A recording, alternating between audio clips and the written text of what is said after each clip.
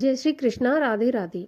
स्वागत है आपका आपके अपने चैनल द रिलीजियस लाइफ में। कान्हा जी की कृपा आप पर और आपके परिवार पर हमेशा बनी रहे। दोस्तों, आज के वीडियो में हम जानेंगे कि हम अपने घर के मंदिर में कितनी मूर्तियां रख सकते हैं, किस किस की मूर्ति रख सकते हैं, कौन सी मूर्तियां रख सकते हैं। साथ ही साथ ये भी जानेंगे कि क्या हम रोजाना पूजा करते समय मूर्तियों को स्नान करा सकते हैं या नहीं करा सकते। पूजा से जुड़ी बहुत सी जानकारियां हैं जो हम आज के इस वीडियो में जानेंगे। तो चलिए शुरू करते हैं वीडियो। दोस्तों, हम अपने घर के मंदिर में अक्सर बहुत सारी मूर्तियां, तस्वीर या फोटो इकट्ठा कर लेते हैं। कहीं पर भी किसी भी तीर्थ में जाते हैं तो एक फोटो या तस्वीर अवश्य लेके आते हैं और फिर अपने पूजा स्थल पर रख लेते हैं। हमारे पूजा स्थल में इतनी मूर्तियां या तस्वीर हो जाती हैं कि वहां पर फिर जगह ही नहीं बचती है। क्या ये सही बात है कि हमें इतनी मूर्तियां या तस्वीर रखनी चाहिए? तो हमें नहीं रखनी चाहिए। शास्त्रों के अनुसार केवल हमें अपने पूजा घर में पंचदेव की ही स्थापना करनी चाहिए। जब हम पंचदेव की पूजा करते हैं तो सारे देवी देवताओं की पूजा स्वतः ही हो जाती है, क्योंकि जितने भी देवी देवता हैं वो इन पंचदेवों से ही जो रूप लेकर प्रकट हुए हैं या पंचदेवों के ही अवतार होते हैं। तो पंचदेव के अलावा हमें अपने पूजा स्थल पर ज्यादा मूर्तियां नहीं रखनी चाहिए। अब जब अलग अलग मूर्तियां हम रखते हैं तो उनकी अलग अलग ऊर्जा जो होती है वो आपस में टकराती है, तो कभी कभी हमें शुभ फल देने की बजाय अशुभ फल भी प्राप्त होता है। तो कौन कौन से पंचदेव हैं जिनकी हमें तस्वीर अपने घर में रखनी चाहिए या मूर्तियां रखनी चाहिए? तो देखिए, पंचदेवों में सबसे पहले हैं गणेश जी, उसके बाद दुर्गा माँ, फिर भगवान भोलेनाथ, शिव जी। अब आते हैं भगवान श्री हरि विष्णु और सूर्य भगवान। ये 5 देव हैं जिनको हम अपने पूजा स्थल में स्थापित कर सकते हैं। अब एक बात और है कि यदि आप पूरी तरह से वैष्णव धर्म का पालन करते हैं, वैष्णव हैं, तो फिर आप अपने मंदिर में भगवान विष्णु के किसी भी स्वरूप की स्थापना करें। अगर आप भगवान शिव के भक्त हैं, शिव जी को मानते हैं, तो फिर आप शिव जी की स्थापना करें। अगर आप एक गृहस्थ की अगर मैं बात करूं कि एक गृहस्थ जीवन जीने वाले को कौन से देवता की स्थापना करनी चाहिए, तो मैं कहूंगी कि पंचदेव की स्थापना ही करनी चाहिए। अब देखिए, पंचदेव की स्थापना इसलिए करनी चाहिए क्योंकि प्रथम पूज्य गणेश जी होते हैं। गणेश जी की पूजा के बिना कोई पूजा पूर्ण नहीं मानी जाती।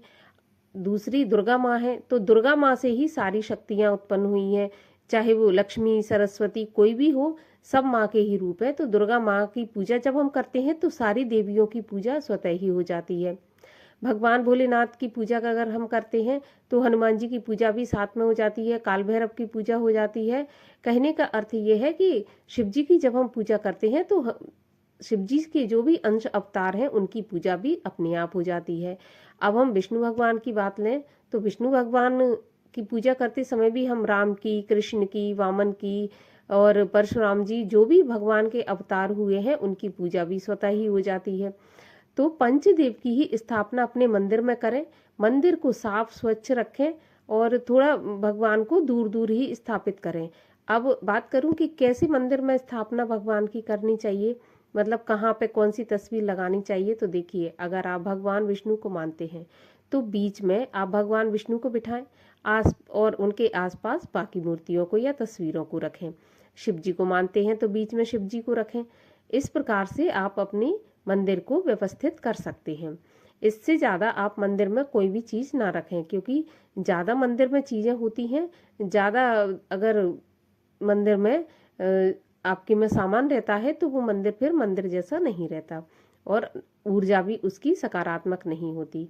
तो आप मंदिर को जहाँ तक है पंचदेव ही मंदिर में स्थापना करें, और इसमें कोई भी दो राय नहीं है कि पंचदेव में ही सारे देवता आ जाते हैं। एक और चीज़ मैं आपसे कहूँगी कि मंदिर में आप दर्पण अवश्य रखें। दर्पण क्यों रखना है?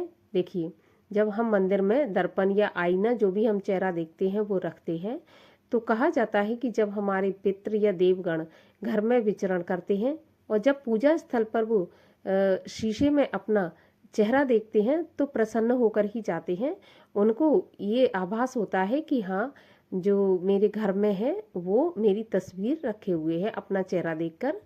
तो इस प्रकार से प्रसन्न होकर ही उस घर से जाते हैं। तो पूजा स्थल में एक दर्पण भी अवश्य रखें। तो सिर्फ पंचदेव और दर्पण, इसके अलावा आप क्या रख सकते हैं? इसके अलावा आप गरुड़ जी भी रख सकते हैं, और वो तो हर मंदिर में होते ही हैं। बिना गरुड़ जी के तो कोई भी पूजा पूरी नहीं होती। इसके अलावा कोई भी आप दो दो तस्वीर या दो दो मूर्तियां नहीं रखें।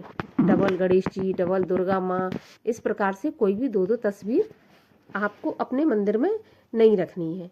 बस इसी प्रकार आप मंदिर को व्यवस्थित रखें। निश्चित रूप से आपकी जो भी पूजा पाठ है सफल होगी। कोई इसमें ये नहीं कि आप हनुमान जी के सेवक हैं तो आपने हनुमान जी नहीं रखे, आपने शिव जी रखे हैं ना, वो अंश अवतार ही है हनुमान जी शिव जी के। तो इसमें कोई भी बात ऐसी नहीं है कि आपकी कोई मनोकामना या पूजा सफल नहीं होगी। तो घर के मंदिर में केवल पंचदेव की ही स्थापना करें। एक गृहस्थ के लिए तो पंचदेव ही होना चाहिए। पंचदेव की स्थापना करें, पंचदेव की पूजा करें, पंचदेव की स्तुति करें। इसके अलावा और कोई भी देवी देवता की तस्वीर। एक चीज़ और मैं बता दूं कि बहुत से भक्तगण होते हैं अपने गुरु की तस्वीर भी भगवान के साथ रख लेते हैं। तो गुरु की तस्वीर भी कभी भगवान के साथ ना रखें। आप गुरु को मानिए, बेशक मानिए, पूजिए भी, लेकिन भगवान के बराबर में आपको गुरु की तस्वीर नहीं रखनी है। तो उम्मीद करती हूँ कि वीडियो आपके लिए हेल्पफुल रहा होगा और आप मंदिर से जुड़ी जानकारी को सुनकर आपको अच्छा लगा होगा। तो अगर अच्छा लगा हो वीडियो तो लाइक ज़रूर कीजिए, चैनल को सब्सक्राइब कर लीजिए ताकि और भी जानकारी आपको इस प्रकार की मिल सकें। मैं मिलती हूँ अब आपसे अगले वीडियो में। तब तक के लिए हरे कृष्ण।